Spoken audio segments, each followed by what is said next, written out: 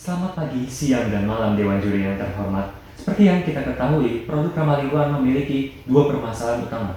Yang pertama adalah masih mahalnya produk ramah lingkungan jika dibandingkan dengan produk yang lain. Lalu yang kedua adalah masih rendahnya minat masyarakat Indonesia untuk membeli ataupun mengkonsumsi produk ramah lingkungan. Tanio sebagai salah satu pegiat lingkungan memiliki tiga misi utama, yaitu kurangi sampah, suburkan tanah, dan sehatkan pangan. Sayangnya, Tanyo juga memiliki permasalahan yang sama seperti yang telah disebutkan sebelumnya. Oleh karena itu, kami, tim Maca, menyediakan solusi Promax sebagai solusi holistik untuk menyelesaikan permasalahan yang sedang Tanyo hadapi. Saya Alvin Elboya. Saya Laksmi Balina. Dan saya Ausaf Rafid akan menjelaskan lebih lanjut mengenai strategi Promat Sebagai langkah Tanyo untuk mencapai strategic objektif. Kami melihat bahwa Tanyo telah memiliki brand image yang sudah cukup bagus, terutama pada Instagram dan TikTok. Namun sayangnya untuk brand produk, terutama pada marketplace Tanyo seperti Shopee dan Tokopedia, Tanyo masih memiliki banyak hal yang perlu dievaluasi, yang berimplikasi pada minimnya penjualan dibandingkan pesaing yang lain. Oleh karena itu, kami menentukan dua objektif, yaitu yang umum dan yang khusus. Yang umum adalah Tanyo harus mendorong agar masyarakat semakin ingin untuk menggunakan produk ramah lingkungan. Lalu untuk yang khusus, Tanyo juga harus menggenjot penjualan dari produk Tanyo itu sendiri. Lalu untuk revenue stream, kami mengidentifikasi bahwa Tanyo memiliki 3 sumber pendapatan, yaitu private label, yang dimana produk tersebut ada label dari Tanyo-nya.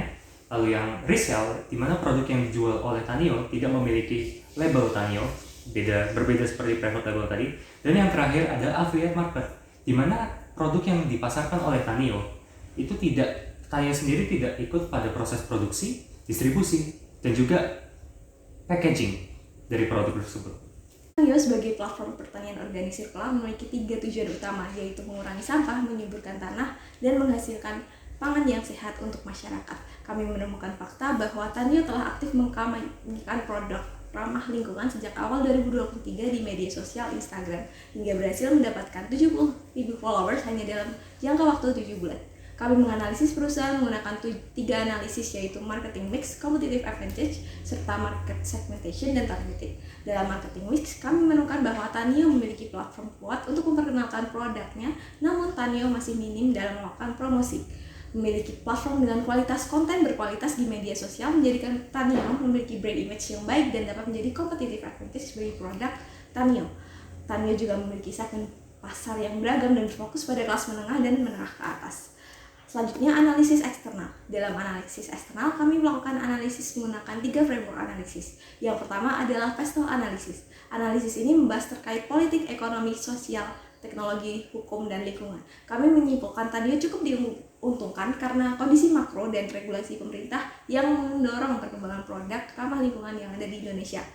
Yang keenam adalah analisis eksternal, terkait dengan kompetitor analisis. Dalam melakukan analisis produk terhadap kompetitor, kami mengambil 4 kompetitor yang mendominasi pasar produk di marketplace, diantaranya adalah dari Bumi Official, Puri Organik, Ringka Organik, dan My Natural Shop. Dari hasil analisis kami menyimpulkan bahwa Tanyo unggul di brand image, namun lemah pada bagian promosi dan desain, serta menengah pada bagian service.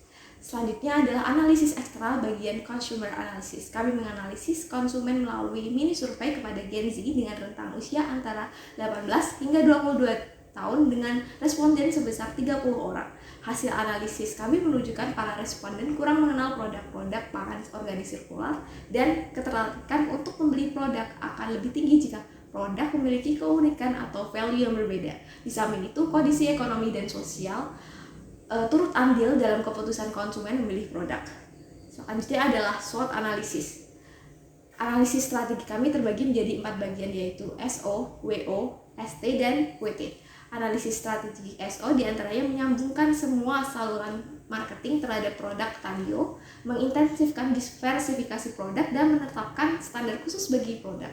Analisis WO yaitu membangun identitas Tanyo dengan menerapkan desain tampilan dengan visual yang konsisten, mengimprovisasi fitur dan desain pada website Tanyo untuk menciptakan efek profesional dan memperkuat kredibilitas. Analisis ST yaitu dengan membangun brand image yang baik untuk membangun kredibilitas Tanyo dalam mengajukan investasi dalam melakukan promosi produk untuk memanfaatkan potensi pertumbuhan konsumen yang besar.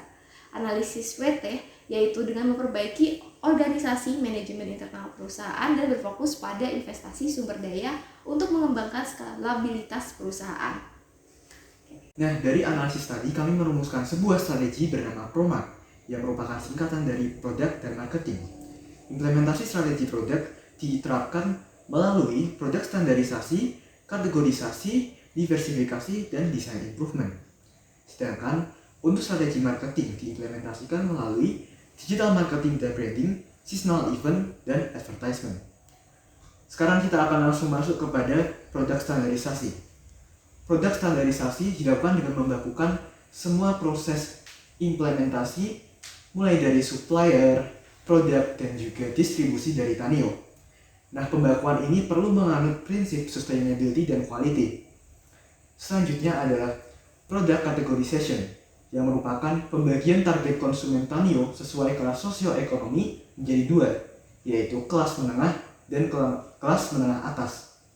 Strategi yang dapat dilakukan adalah dengan melakukan pricing dan quantity adjustment, serta melakukan paket bundling. Lalu yang ketiga adalah produk diversifikasi.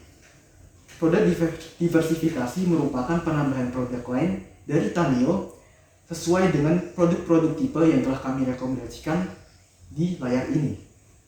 Nah, produk lain ini erat kaitannya dengan supplier, sehingga strategi yang perlu dilakukan Tanio perlu meningkatkan supplier melalui direct approach dan meningkatkan supply chain Tanio.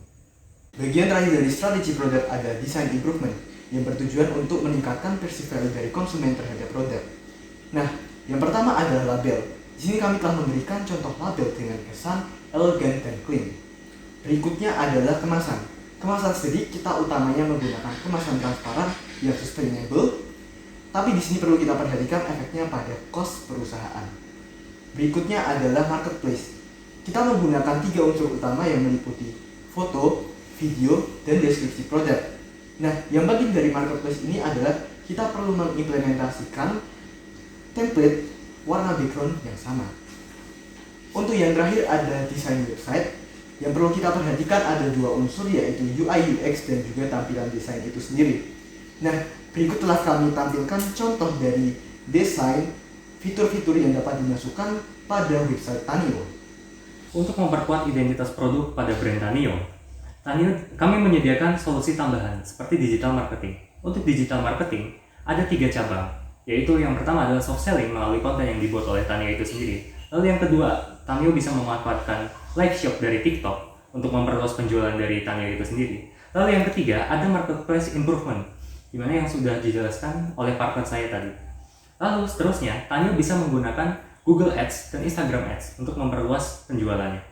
Google Ads menggunakan kata yang terspesialisasi agar produk yang diiklankan Tanio dapat mencapai orang yang tepat sesuai keinginan Tanio. Lalu untuk Instagram Ads, Tanio bisa menggunakan bentuk feeds ads, entah bisa untuk mempromosikan dari website Tanio itu sendiri, atau bisa saja digunakan untuk mempromosikan produk langsung dari Tokopedia ataupun Shopee dari Tanio itu sendiri. Lalu yang terakhir, Tanio bisa mengadakan acara seasonal event, baik itu ikut acara expo maupun ikut mengadakan lomba seperti lomba esai, lomba memasak, atau bahkan lomba bisnis yang mengatasnamakan Tanio. Nah, dari strategi PROMAR ini kami memproyeksikan 5 tahun penjualan dan pendapatan Tanio. Selanjutnya, dari analisis anggaran dan finansial, kami memproyeksikan bahwa implementasi strategi ini fleksibel dan sesuai dengan prinsip-prinsip investasi dengan pengembalian 2,5 tahun. Berikutnya kita bisa melihat analisis dari risk implementasi strategi ini yang dapat diatasi dan ditanggulangi oleh Tanio. Yang terakhir, implementasi strategi ini menggunakan timeline 5 tahun dengan penerapan 3 tahun utama. Pada tahun pertama, kita berfokus pada product improvement. Terakhir, saya Ausaf Rafif, mewakili partner saya, Alvin Algoye dan Laksita Belinda, izin pamit undur diri. Terima kasih.